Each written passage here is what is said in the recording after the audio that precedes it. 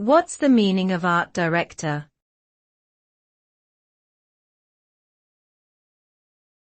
Art director.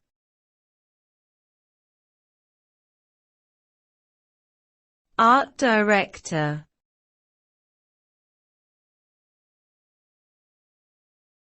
Art director.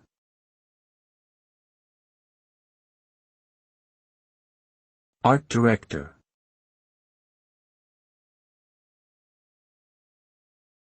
An art director is a person responsible for overseeing the visual aspects of a creative project, such as a film, advertisement, or publication. They work closely with other members of the creative team to ensure that the final result is visually appealing and consistent with the project's overall vision. Art directors may also be involved in conceptualizing and developing the creative direction of a project. In summary, an art director is responsible for ensuring that a creative project looks great and effectively communicates its intended message to the audience.